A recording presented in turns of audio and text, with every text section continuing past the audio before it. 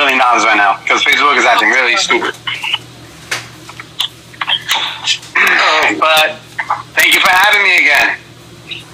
I feel like a regular. Being here. Alright.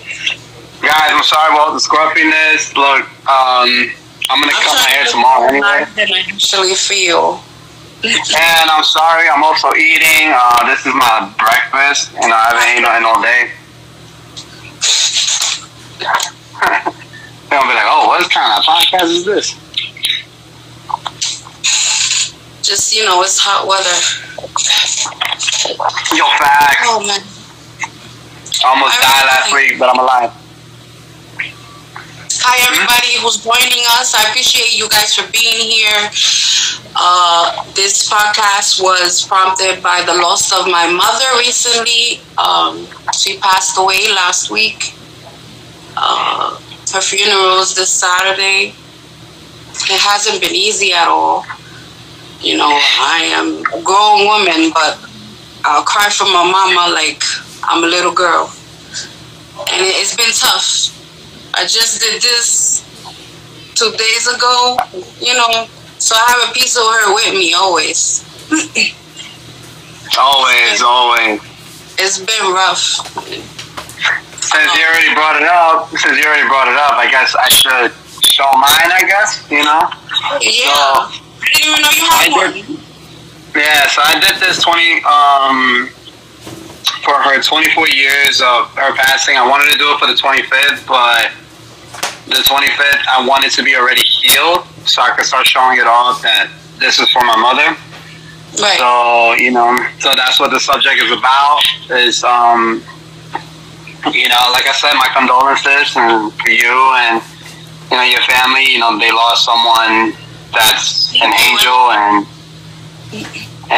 it's a tough process, you could say. Doesn't matter how old you are. You could be old, you could be young, you could be in your mid-20s, your mid-30s, your mid-40s, because I still think 40s is still young. But in that age, losing a parent, they always say it gets better later. In reality, it really doesn't, because a part of you is always going to start missing them, because they're the reason why you're here in this world. Both your parents brought you in this world. And when you lose one, it's something like, it's so hard to explain, because oh my God, Miss Joe below. I'm sorry, I see somebody's Miss Joe. Yeah, I saw that. Her mom was murdered when she was 17. I'm very sorry to hear that. Very sorry to hear that.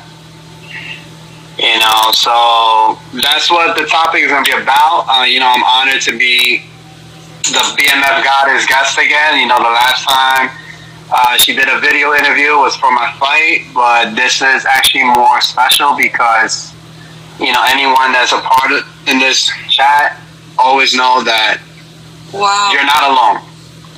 You're not alone, and that's what we're here for. We're here to talk about it because silent actually also kills you deep inside.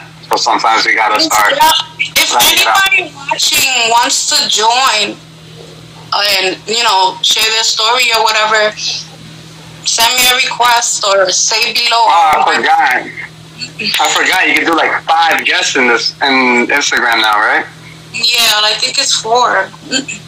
But that's what's up. If anybody wants to join, feel free to share your story. It's just I've had a rough life. Like my life has been really tough from the start. And I've had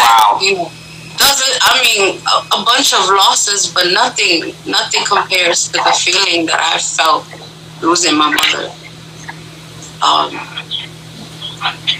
I don't have the best. I don't have a relationship with my family, period. But my mom, I will keep in touch with her always, and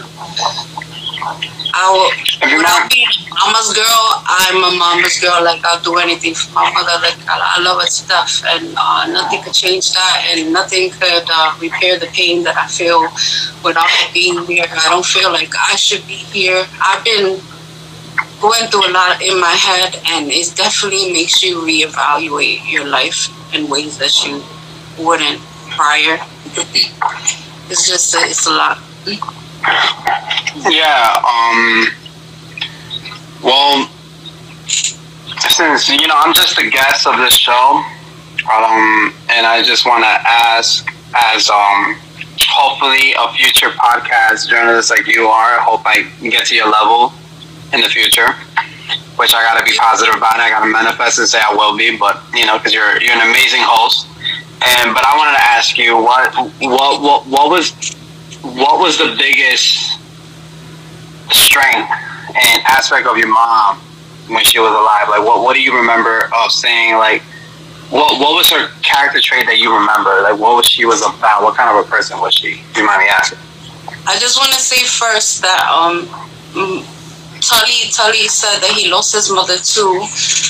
I'm sorry for your loss as well. Drug addiction, right?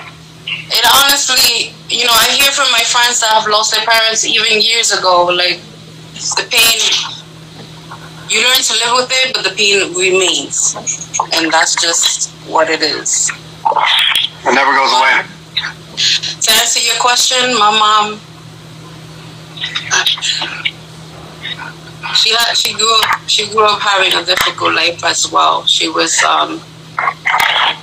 abused and treated really poorly as a kid. She ran away from home when she was a teenager, and she got into prostitution and drugs, and it was just her way of survival. And when she was 21, she ended up pregnant with me. And that's when she was like, okay, I got a kid now. And we just had this bond from very early because it was just me and her. And so I was 3 years old when she had my sister.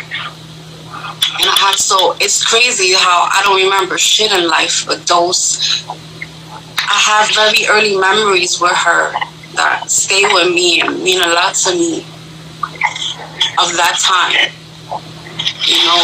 and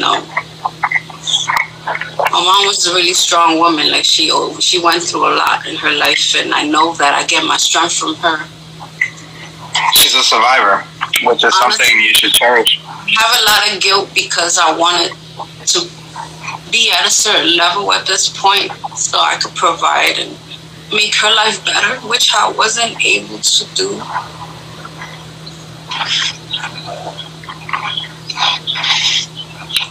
Take your time.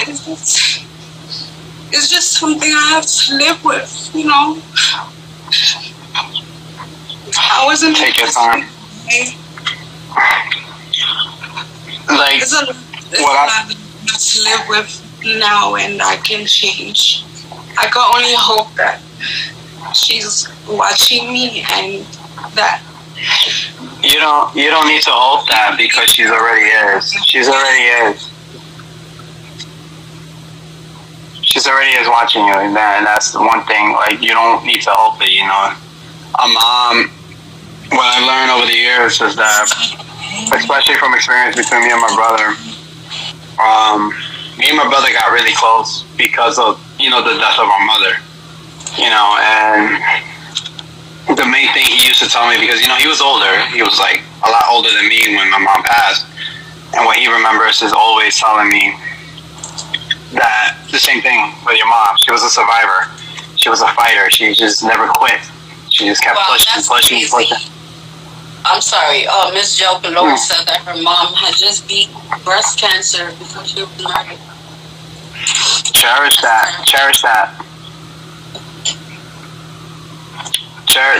the moments, because the main thing I always know is, even in spirit, a mother's never going to leave their kids behind. They're always going to watch over them, no matter what. They're always going to protect them. They're always going to stand by your side. And even the times when I'm sad, times that I'm angry, I feel my mother always. Like, I feel her presence, and what you went through is fresh, and and I don't want to sound too cliche for other people that just recently lost a parent. I'm not going to say it gets easy in the future, because that's me lying to you. It really doesn't. You know, because there's going to be times when you feel lonely, you feel sad, you're going to start remembering your parents. Joe Galore just said that she still feels lonely. It's a void that nobody can fill. I feel very alone. Now, just knowing that she's not, I can't call her, and she's not in the world no more. It's crazy. Yeah, because it's like what I said in the beginning of the video, you know, these are the people that brought you in this world for you to continue their legacy and create your own. And to lose them at a time where you're hitting your peak of your life, where you're evolving and becoming something that they imagine it, but they know it's better than what they imagine. And that's the thing. Like when you lose that motivation from, especially a parent that knows you could thrive in things that you belong, it sucks when you lose that. You lose yourself as well a little bit. You know, a lot of people don't really get that, because when you start losing that other half of you, and this even goes for kids that never met their real parents. It might not be the same loss, but it's that loss that you really want to know where you come from both your parents. And when you start getting attached to that part and you lose one, especially passing away, a part of you passes away with them. And sometimes people don't see that. Like, it doesn't mean just because they're, like, yes, I know there's a rule of kids supposed to bury their parents, not the other way around. But a loss of someone that came out of your body is hurtful. But you got out of that body because women bring us in this world. No matter what, every woman brings us in this world. And bringing us here, and we came from their womb, and losing them in a horrible way of, you know, diseases, viruses that we've been dealing with almost our entire lives. It's the most painful way, because we question ourselves, why them? You know, why we have to lose them for this? And I saw someone said, it doesn't get easy, it just, like, we start getting numb. And it is true. We start getting numb later on the years. Like, I started numbing myself. I started doing things that I wasn't proud of when I was younger, just because I didn't want to remember my mother in a way that she was in pain. You know, my mother died in July 12, 1997 with cancer. And that's something that during that time especially, it was so hard to fight against cancer, because cancer was such a dangerous disease. Like now, if you catch it early, you can control it. But back then, it was just hard to control that, because we didn't have the technology that we have now. We don't have the true experts that we had back then. They thought they were experts, but in reality, who really is an expert in certain things? Because you could be wrong in anything. So when you told me that you lost your mother, it brought back that emotion again of how I lost mine. And like I said, it's something that, how old am I now? How old were you when she passed? I was 7. I was 7 years old. Not as much as I wanted to be, because she was in and out of work, and she was getting her GED, because, you know, South America high school diploma is a little bit different than the Americans diploma, so she wanted to get a GED. She was trying to open up her own nanny school. She wanted to be a nanny. She wanted to open up a daycare, because she loves kids. She loves to help them. She wanted to take care of them. And she was really close to me and my brother, but she was barely home because she was working so hard to leave us something. Like, you know, she was a mother that fought for her kids.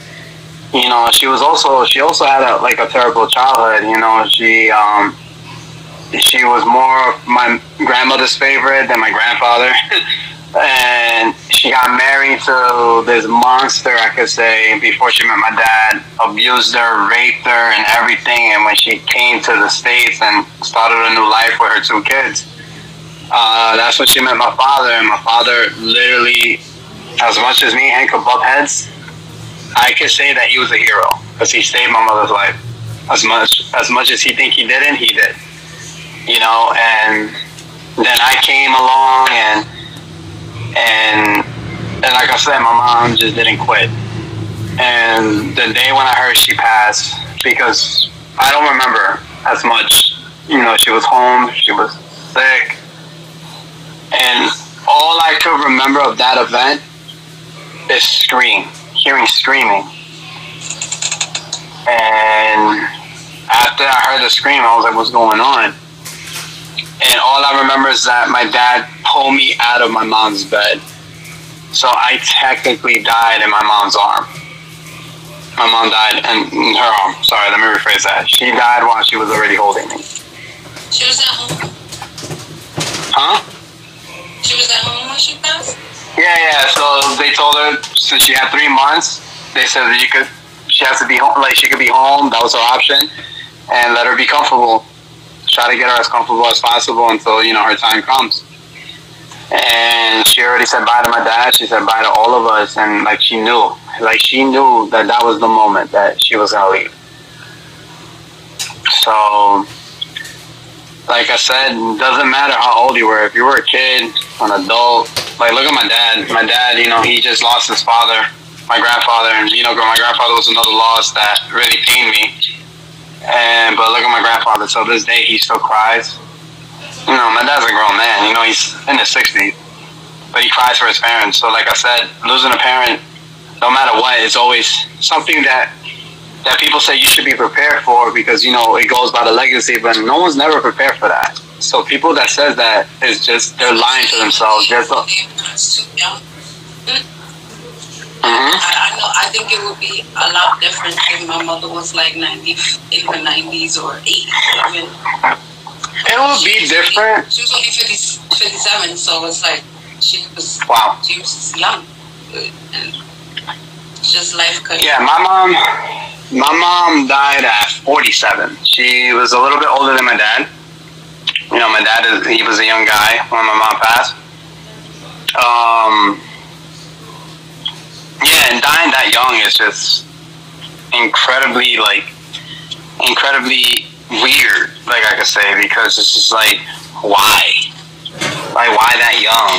You know, they have more to live for. They have more to see. Yeah, exactly.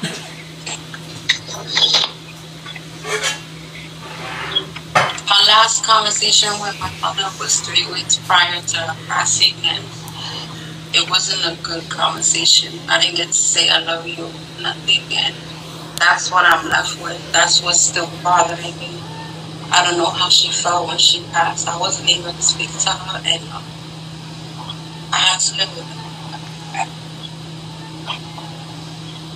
It's you know, when this is why, you know, I am a big, you know, believer of if people are toxic, then no matter what, they should stay out your life, which is why I don't deal with my family. But like I said, you know, I never spoke with my mom. But I just wish that I could have did like 10 million things differently, just so that I wouldn't. Basically, guys, you know, you don't always get to have the luxury that you want. People go and they're gone. That's it. So just really think about your actions with people that you love and care about, because you never know. That's true. I apologize if I'm eating. Like I said, it was my breakfast. Do your thing. I was starving. And I know, but this is like what my mom would want. She don't want me starving. She want me to be eating.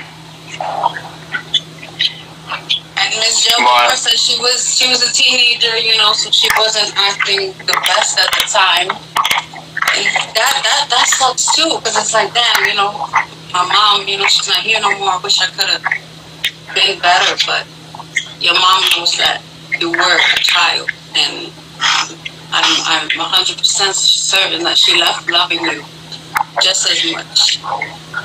Listen, I understand that completely, because when I was a teenager, I was a wild child too, because I was acting out. Like, me, the moment I hear in school, and you know, when it comes to mama jokes, especially that I take to the heart. Now I don't care because you know I got older and I got used to it now. Because you know they're not saying it to hurt you; they just wanted you to laugh, and that's the only way they can make you laugh. Because I'm a savage myself, but I sometimes know my limits because you know I wouldn't like if that was said to me, you know. But when I was in middle school and high school, I hated those mama jokes because I was very sensitive with that, and everyone's gonna be sensitive regardless when you, especially. Yeah, so that shouldn't happen, you know, especially if you don't know everybody's situation. And trust me when I say this, I understand you completely. As a teenager, from let's say 14 to 17, that's when you start learning what emotions were really about, and especially when it comes to a loss of a parent. You start learning it, and when you start learning those emotions, and you already lost a parent, the worst part is you have no idea how hard it is to control it, because those emotions have a mind of its own, especially around that age. And I was beating the shit, especially that I'm a fighter. I will whoop someone's ass the moment they mention my mom, and my father would tell me, like, I get it, you know, it's out of control, your emotions is out there, but here's one thing that my dad will always tell me. Is it worth it for your mom to bring you in this world and leave you and leave a legacy for her, and your legacy is going to be you're in jail because this person said something about your mom? This person won't be around the next day. You won't see him in 10 years or nothing, so you're beating him up for no reason. So I get where my dad was coming from with that, because it was true. I've been in the bookings because of fighting. And majority of those bookings are fighting because they would say something about my mother. And I was very sensitive with that. But it was true. And around that age, it's so hard because a father's job is to teach you how to survive the world. How to be tough in the world. Doesn't matter if you're a boy or a girl. But a mom's job is how to teach you how to survive emotionally. So sensitivity. Learn who you truly are on the inside. Dads can't teach you that as much. Moms usually do that. That's their job to teach every kid. And it was harder because none of us couldn't learn that sensitivity, that emotion from our mothers, because our moms weren't here. You know, people that lost their mom at a young age. I'll bring them in.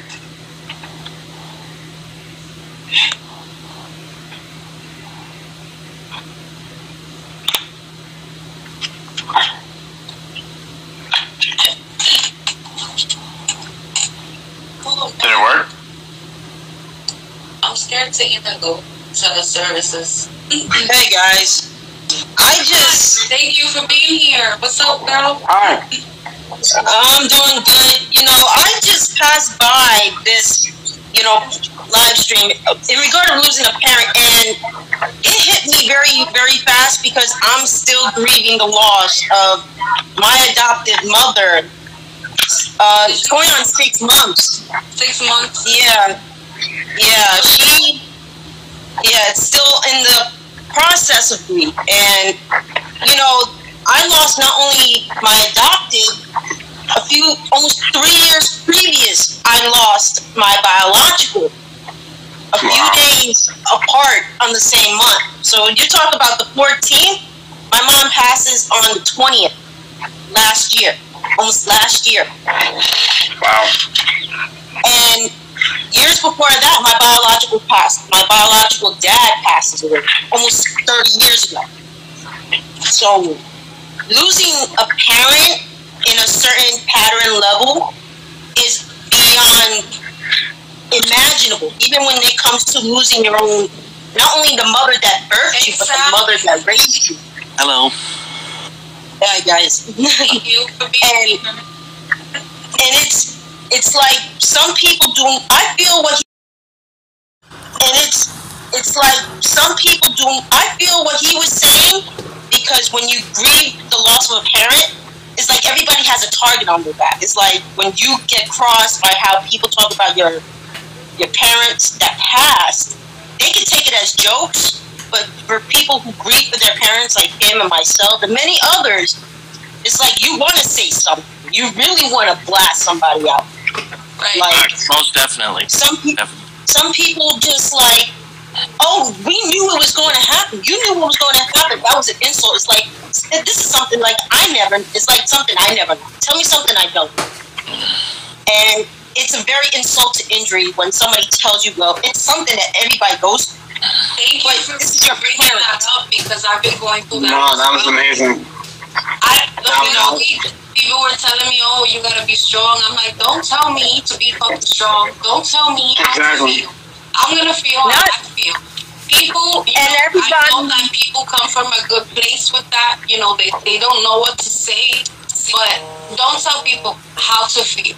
Okay? Tell them and don't tell people how to grieve. Feel how they feel for however long that they need to feel it. And don't tell people how to grieve the way you want to grieve.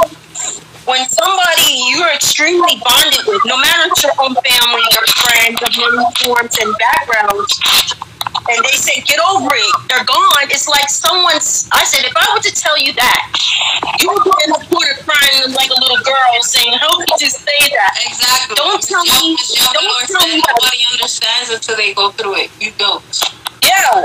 It's like, you don't know how somebody felt or really understood until it happened to me. Exactly. Like, you don't know how other people grieve differently. You don't know when people grieve, they either just keep themselves at a level of silence and they're letting it bundle up inside like a bottle with chemicals waiting to explode. Like he said, he was a fighter growing up. Like he will want to rip somebody's head off if someone insulted his mother.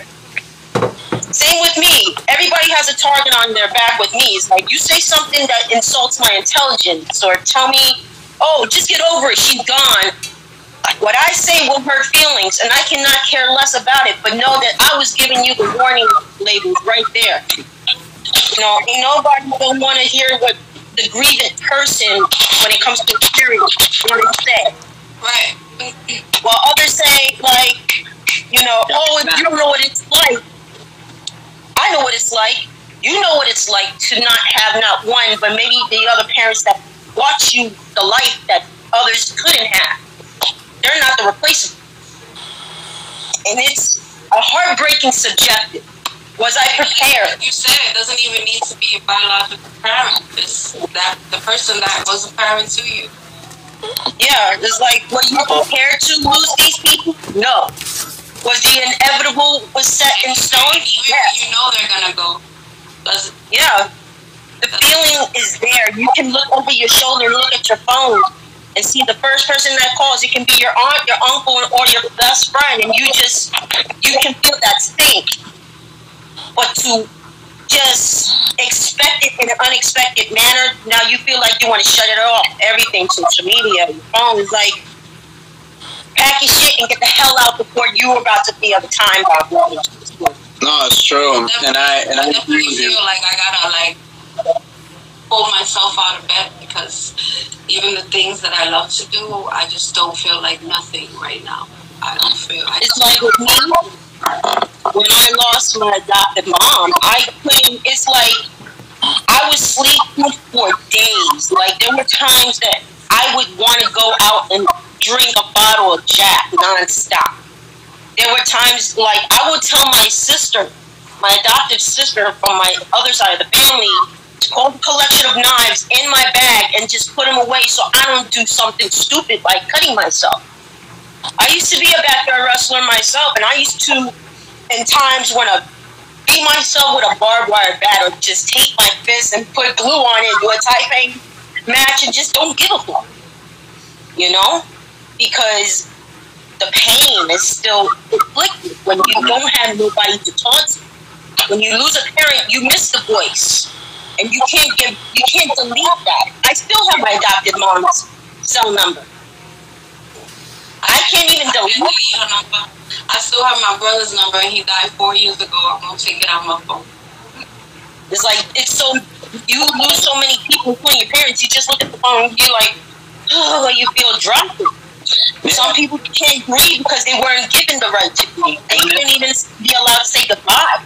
And the thing is like what I tell everybody, especially what you just said. You know, like a lot, like I've seen people take it for granted for so long when it comes to parents. And what I used to say all the time, especially to my friends, like for instance, I hope she don't join this live because she kind of pissed me off earlier when I found out she did. My other live, because I'm a barber. An ex-girlfriend of mine, she hates her parents.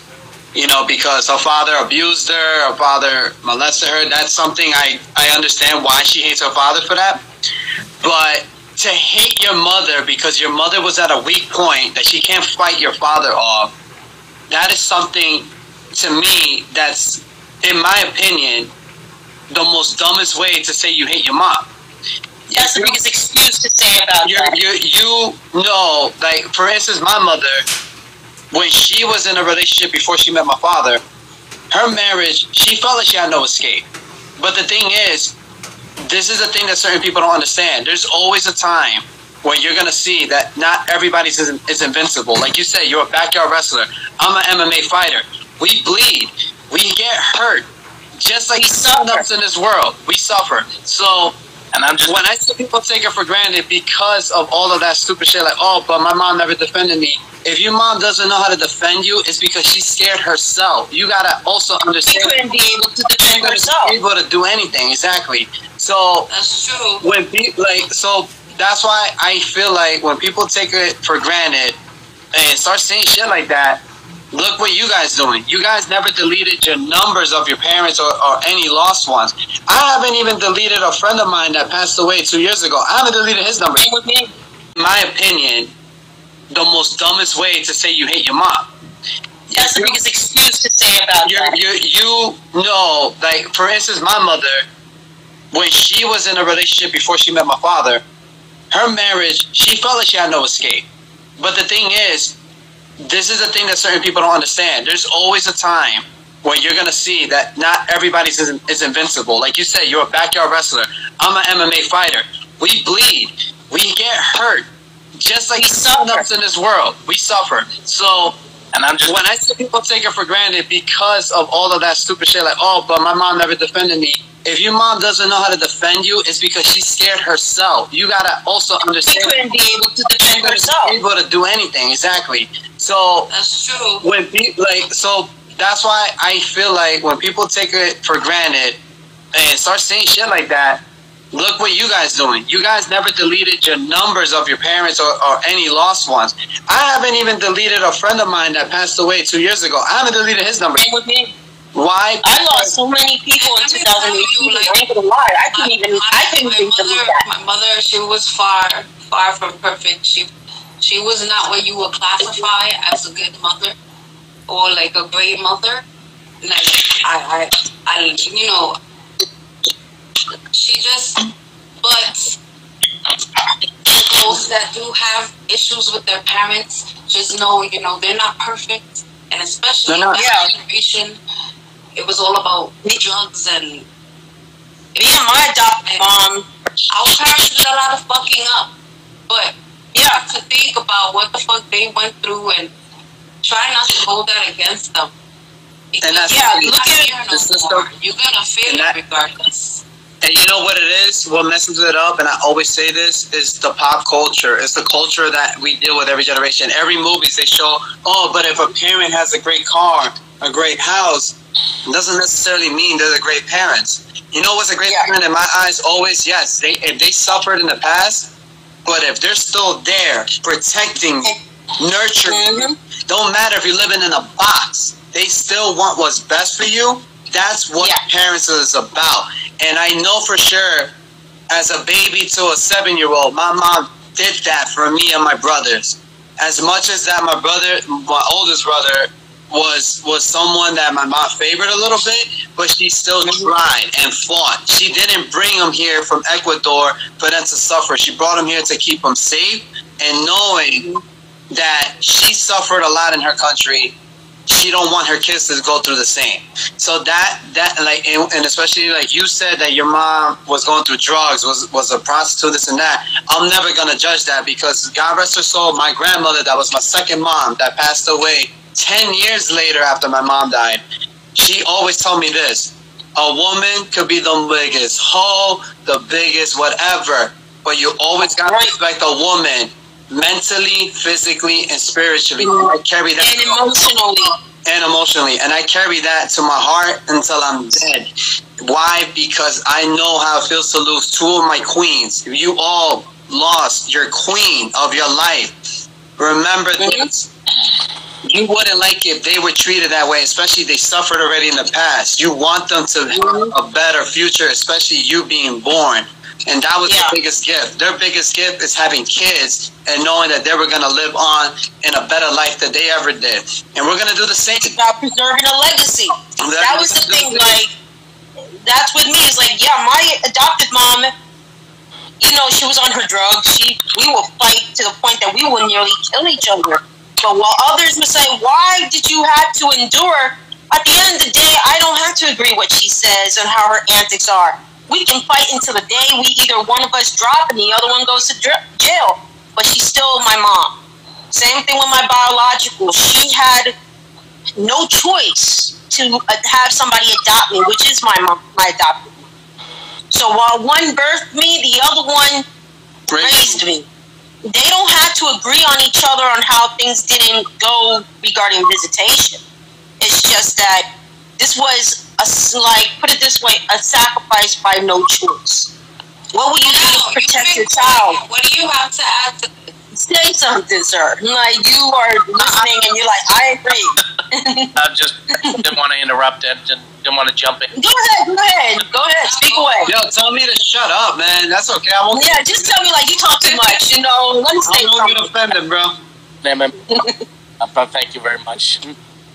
But I was going to say that I sympathize with both of you. I sympathize with you guys because I also lost my mother in, I think it was 2009.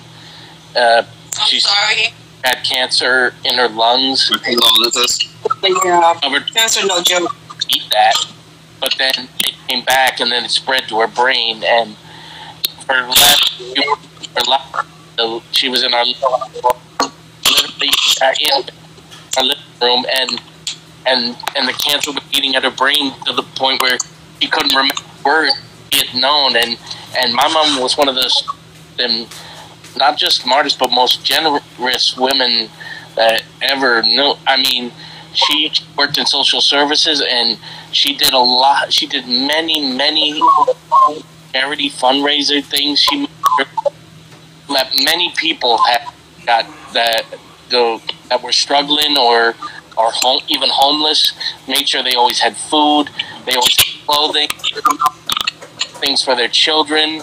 They always at Christmas, she always made sure they had presents for their children. She was a pioneer in every sense of the word. If you don't mind me bragging a little bit, but I remember that toward the night that she passed away, I was upstairs. Take your time. In my bed. Oh my gosh, Danny's parents both died from lung cancer. How uncanny is that? My adopted mom passed away almost 6 months ago, pancreatic cancer, while my biological passed from leukemia. Yep. Yo, cancer is a fucked up virus, man. Cancer is no joke, secondary to AIDS. But can we agree that cancer is automatically our number one enemy, especially to us four personally, because that's what killed our parents, killed our mothers especially. And it brings a legacy of next generations that you got to look over your shoulder. Absolutely. For the rest of your remaining life, not knowing that, pancreatic cancer is one of the most hidden mutated cancers in the world, and it's number 2 in the death toll, besides ovarian and breast cancer and prostate cancer. Especially, wow. It's hard to detect, right? It's harder to detect. It's so hard to detect. My mom, Mama Martinez, who those who don't know, she's the badass. She don't give a fuck about how people people's opinions are. Your opinions stay irrelevant. So if I tell you the truth, you better sit your ass down and listen. She was known in Soundview as Mama Shetty, so I'm the next in line that holds it and chases if anybody disrespects my family. So legacy is everything. But when it comes to my adopted mom dealing with the symptoms, you can say it's a stomach pain. You can say it's a cramp. But my mind was telling me, get it checked.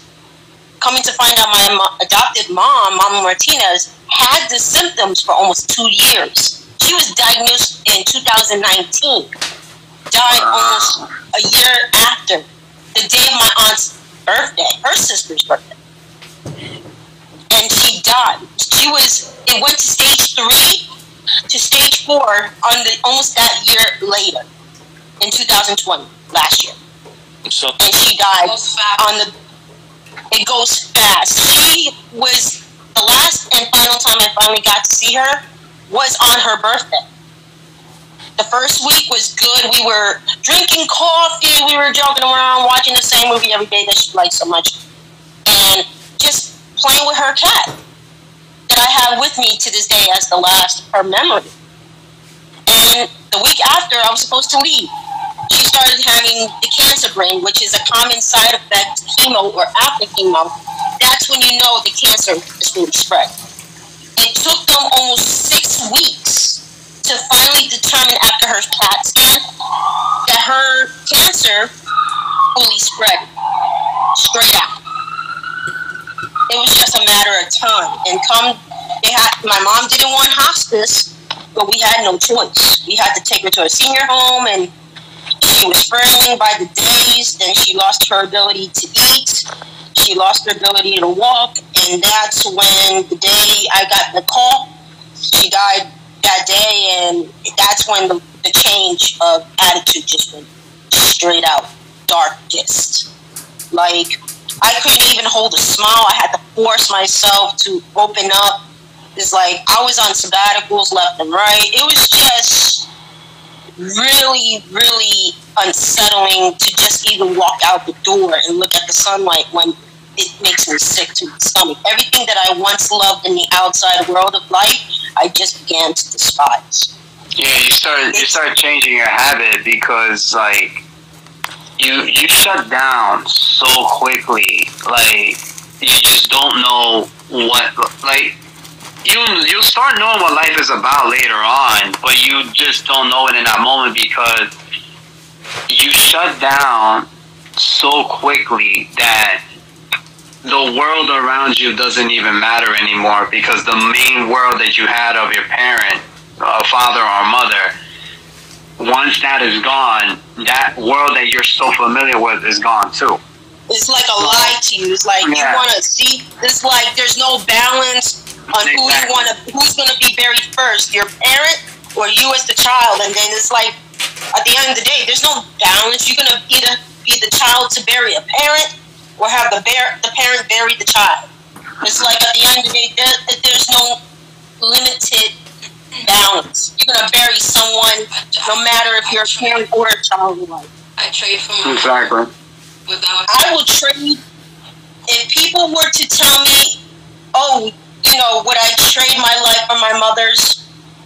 100%. But then I'm stubborn. They will call me the most stubborn person in the world because everybody says I have a life ahead.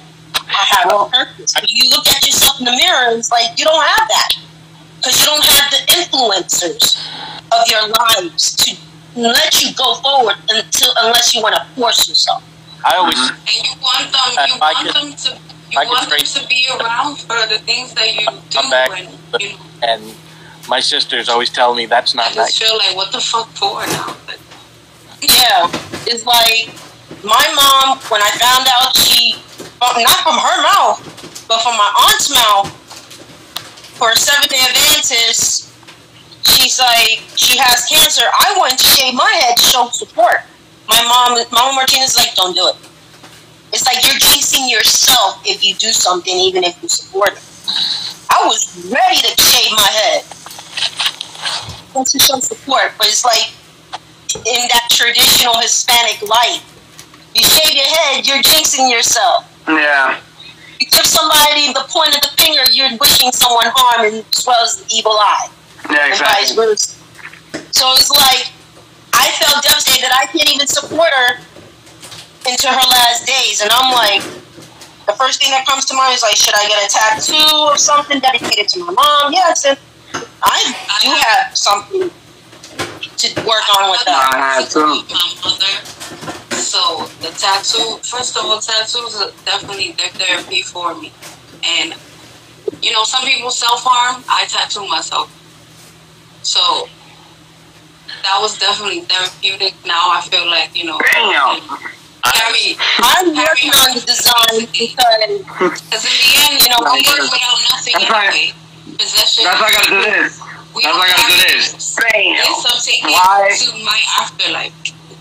This is the thing is that, you know, with me is that you live by your last name, like it's like your last name is given with honor. You're named after your poor relative, you were given honor. I'm named after my grandmother. My biological sister was named after my aunt. My other cousin was named after her grandmother. So you lived off with your name, no matter if it's like the branches of your main four relatives. Del Valle, Martinez, Correa, Ruiz, and you name it goes down the line. But when it comes to that one, you got to live by that example. Then the pressure is on to you, even if they're gone. And that's why I'm like, Jay was young when his mom passed, but you guys were older. I also have been going through the fact that you learn about people's true colors around you, because you expect certain people to be there for you and they're not. That when my mom, that when I was going through that stuff with my mom in the house, like bedridden, that I had sisters around, I had my cousins around, I had a bunch of people to help me. That because sometimes I couldn't do anything on your own because it was so difficult. I know. I had to like bathe her and clean her. We had to bathe her. We had to clean up after her like a baby. It was like so. It was like so unnerving to me that I would like freak up. It was a traumatic childhood experience. Like, it was easy for our parents to do the same to us, but as they go to an illness or they're reaching that age that they were going to go in any way of death possible, it's like, damn, I got to pay up the debt that they gave me. Nah, and that's the word. They took my diapers and I got to wipe their asses too and change theirs. Jesus. No, and that was something my older brother was going through. You know, he definitely knows what you guys went through with that part, because like BMF God has said, you know, you guys grew up and at least knew your mom, personalities, character-wise, how they are in their normal daily routine. You see, I never got a chance with that with my birth mother. But my brother did, and to hear the stories that him and my father, what they had to go through to clean her up, bathe her, and just to give her the medicine and all that. Just to imagine that, just to imagine it, because my father told me, as much as he didn't want to say it, like in a way, like to himself, he felt like he said it kind of harsh, but he's trying to protect me. That was the main reason why he said it that way. He's like, I'm glad you were young when that happened, because if you would have saw how your mother was, how skinny, how the cancer was eating her alive, how frail they were getting, you would just feel so scared. My dad was like, you would have lost your mind, because I do suffer from PTSD. I do suffer from short temper, and if I would have saw that in this age, I think I would have lost it. I think I would have ended up suiciding myself, or something, because seeing my mother in pain like that, and I could just imagine what you guys went through seeing that and remembering that, and I could just imagine what my brother goes through, because he has to remember that. And what's worse, she died on his birthday. She died literally on his birthday. So, like, imagine that. Like, imagine losing someone on the day on your own relatives or on their own birthday. It's like, wait. It's like, no matter what age you are, when you see the experience of those trailing in front of you, young or old, you may not remember young, but when you experience it as you're older, I'm learning this now, you question your mentality. You question the value of life as you see forward. She's saying everything that I've been feeling in the past week. That's the way I felt when I was staying with my mom, and I had to do things like I could. That was the worst part for me when she couldn't like tell me what she wanted to because her brain was being eaten alive. And she just stares at like that was how my mom was. Tell me when she was free. She couldn't tell me what she want. She couldn't tell me if she wanted to go to the bathroom. She couldn't tell me. She couldn't tell you if she wanted water or juice. More frustrated. Or your medicine or what? It's like I could see the frustration. You have to point out so they can see the words that she was trying to say, and she could just see I could just see the anger and frustration in her face because, she always took such pride in her intelligence. It's like everything you saw the intelligence of the mother or parents of any form of you had to watch her fade away. That's terrible. Watching them, I know. even if you. That's what I say. Watching them. It's different. I remember one time it got so bad I had to run down into the basement and break down, and because I couldn't let her see me like weep in front of her. I just couldn't do that to her because I know. And I think that's what hurts is that a parent, especially knowing that they're leaving, they definitely don't want to see their kids sad and everything because they don't want to leave them in the world like that. Yeah. And that was the thing that my father used to tell me with my grandparents before they were passing. They always tell my father, like, please always remember me, that I was always happy and I made it,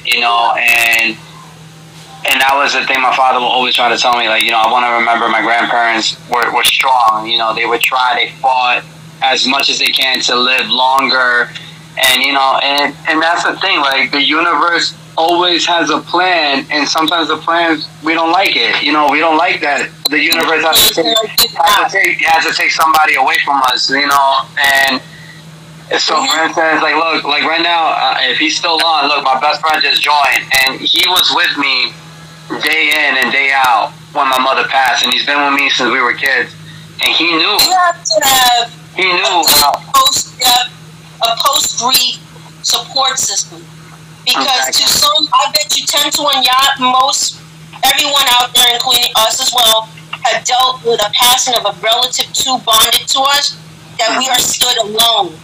After we bury them, and once they're down to that level of dirt, and then they pile it up on the casket, we go on separate ways, and they don't even call us. They don't even, come forward and say, hey, how you doing? How are things with you? I've been going through that since then, like, and it angers me. It's like, yo, down to the ground. You vent on social media about, what happened to our family that when we wanted to be, spoken to, like, if we are going through a grief still, even if it's 10, 30 years later, nobody calls on the death anniversary. There's a timeline when your new person passes, yeah, we can grieve as long as we want. But when it comes to 10 plus years later, it dies down, but the scars are still there. And you're stuck in that phase to this day. And anytime something happens that you want to share, that you wish you could have been able to share with them, but it's just gonna be like taking the Band-Aid off all over again in those moments. Yeah, and here's the thing, like, what BMF got is, I know I don't want to put, like, all our personal lives out there because, it's something, we have to literally take care of it on our own. But something that I know for sure that all four of us agree is that the moment when our parents lost, like, let me take my mom and my grandmother for an example. When my mother died, the Mieles family, and I don't care if they see this video, because in all honesty, they need to hear it out from me now. I agree. The Mieles family told my father, literally, I'm going to come visit every month, and I want to take a picture, because everyone knows me as Jay, but my family knows me as Junior, because I was named after my father. and they was like, I want to come and take pictures of Junior to show it to my parents, you know, his grandparents, how he's doing. Till this day, you know what my father used to say? Till this day, I'm still waiting for them to come visit to take pictures of my son. Now that I'm 31 years old, I'm not 7 no more. So, and the same goes with my grandmother. When my grandmother passed away, we started seeing true colors. How my uncles betrayed my father, betrayed my aunt. And to me, if someone died, it's a lot. Yeah, I go through that to this day. Yeah, and we go on that, and till this day we still go through that. But I think we gotta bring some stupid something.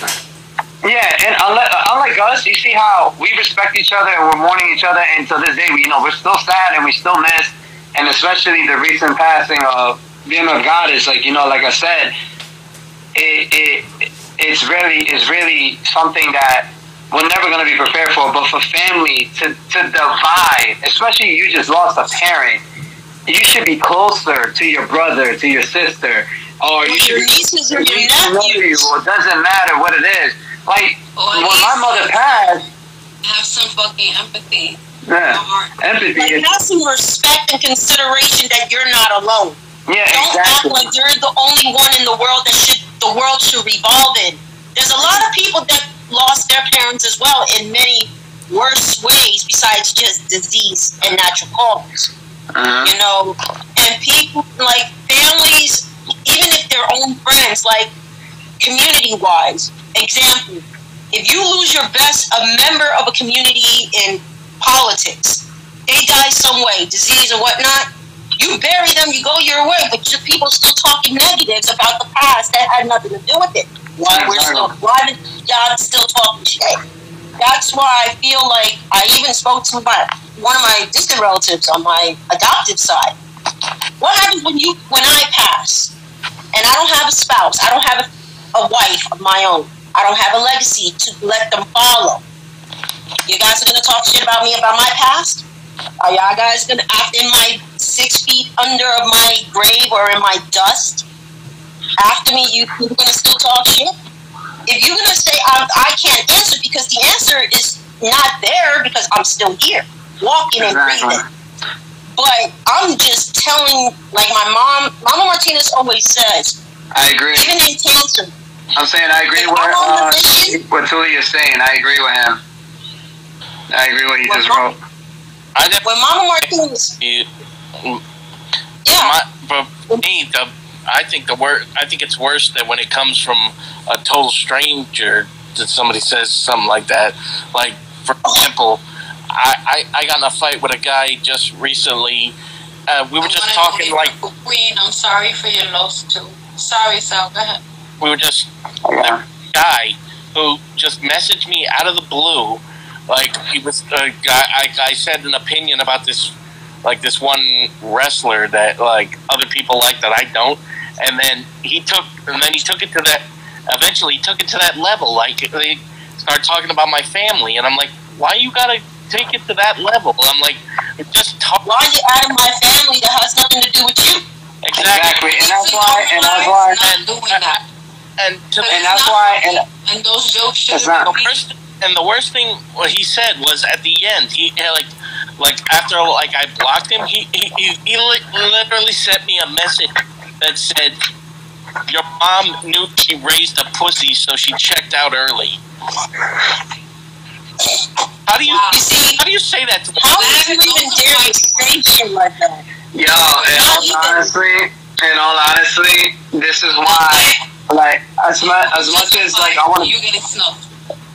Just because we do a podcast, and I love doing that. I love doing podcasts, but I'm sorry that you went through that.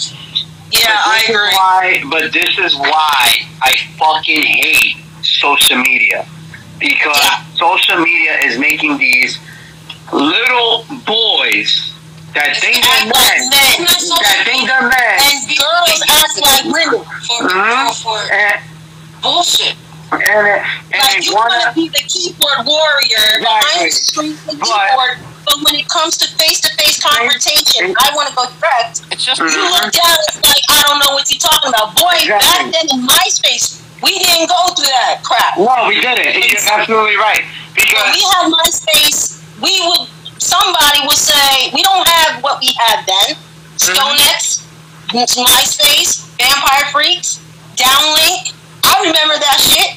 But when it comes to Instagram is telling me we have 20 seconds left. It's gonna cut us off. This is why I don't like to use Instagram. But I want to thank you guys for being here, and everybody who has came to listen. This is a very sensitive subject. It's a growing subject, and I know a lot of us have dealt with it or are gonna deal with it.